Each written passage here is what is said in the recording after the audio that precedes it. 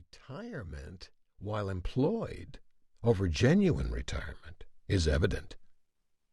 Genuine retirement versus retirement while employed. Fixed income versus big bucks with boffo bonuses.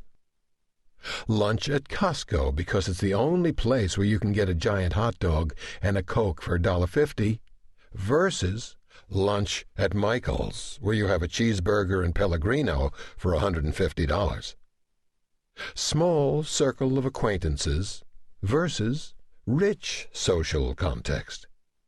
Drink alone versus drink with friends.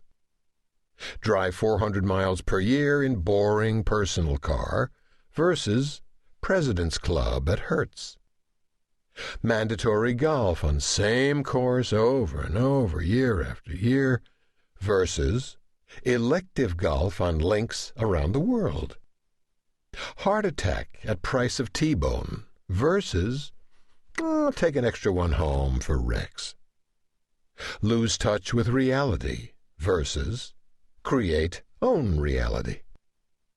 Diminished sexual options versus possibility of still getting lucky now and then.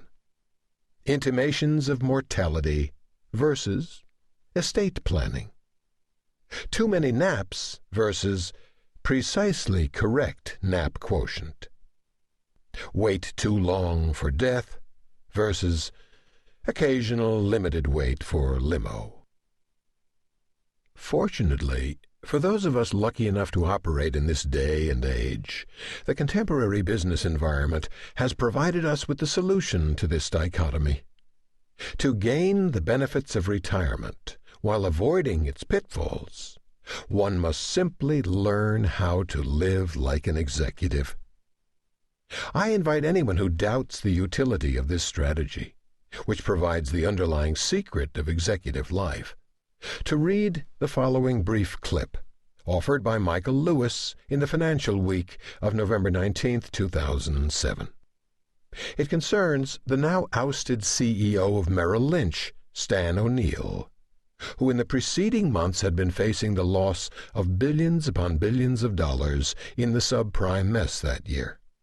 In the 6 weeks between August 12th and September 30th, as Merrill Lynch's losses mounted, its CEO didn't merely manage to play 20 rounds of golf on 4 different courses.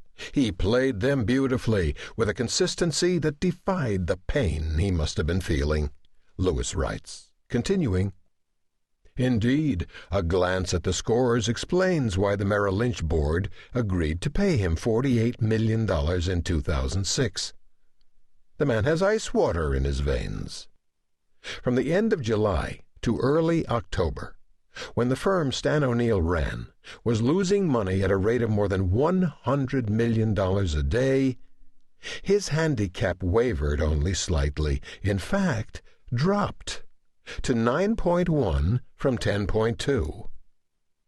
It's hard to tell now if Lewis is kidding, but he goes on to quote what he contends are the actual notes O'Neill scribbled on the back of his PGA scorecards during the bucolic time he spent on the greens, while his firm was bleeding red.